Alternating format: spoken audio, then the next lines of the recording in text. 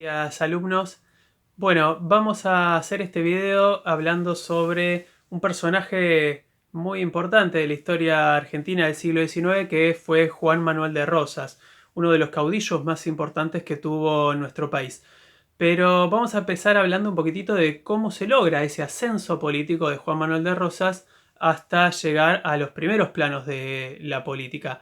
Juan Manuel de Rosas formaba parte de una de las familias más aristocráticas, importantes y ricas en cantidad de dinero de nuestro territorio. Los Ortiz de Rosas. Probablemente era la familia con más riquezas de nuestro país y él, cuando logra la mayoría de edad, bastante hábil para los negocios, vamos a ver que empieza a extender aún más esas riquezas. ¿Y por qué digo esto? Porque a partir de 1820, inclusive unos años antes también, él había incursionado con los primeros saladeros. Recordemos que la familia de Rosas era una familia de estancieros terratenientes, sobre todo tenía estancias agrícolas ganaderas en la zona de la provincia de Buenos Aires, y vamos a ver que cuando se produce el auge de los saladeros, en realidad él es uno de los primeros en esa región que comienza y precisamente se enriquece mucho más. Si a eso le sumamos que a muy corta edad se casa con Encarnación Ezcurra, una mujer que también provenía de una familia muy rica, eso genera que aumente sus riquezas. Fue uno de los políticos más ricos que tuvo nuestro país, pero es destacado esto que voy a decir porque él ya era una de las personas más ricas del país antes de involucrarse en la política. ¿Cómo y cuándo se involucra en la política por primera vez? Bueno, allá por 1820, Rosas, que ya era un estanciero y un terrateniente poderoso, era un personaje que había inclusive luchado con 12 o 13 años en las invasiones inglesas. Vamos a ver que era un personaje con una experiencia militar.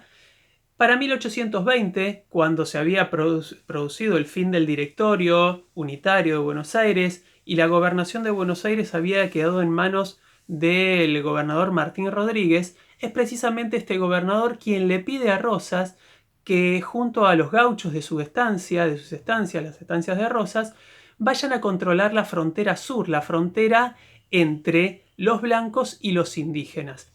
Rosas emprende esa tarea con mucho éxito, logra controlar el avance indígena, los saqueos de los indígenas a las estancias criollas de la zona de Buenos Aires, y a partir de ahí empieza a ganar cada vez mayor poder y respeto entre otros terratenientes. Para 1828, luego de la muerte en manos del caudillo unitario Juan Lavalle, luego de la muerte de Dorrego a manos de Juan Lavalle, Rosas es quien sale a perseguir a Lavalle.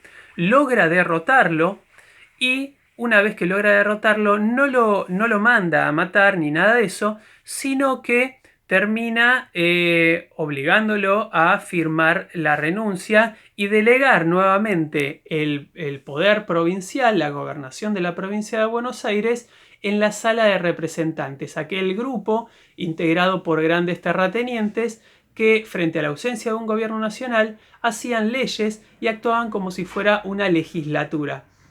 Frente a este símbolo de precisamente lealtad que reconocen en Rosas, en quienes le vuelve a dar el poder a la Sala de Representantes, vamos a ver que la Sala de Representantes decide nombrarlo a este terrateniente, ahora convertido en caudillo, Juan Manuel de Rosas, como nuevo gobernador de Buenos Aires a partir del 1 de diciembre de 1829.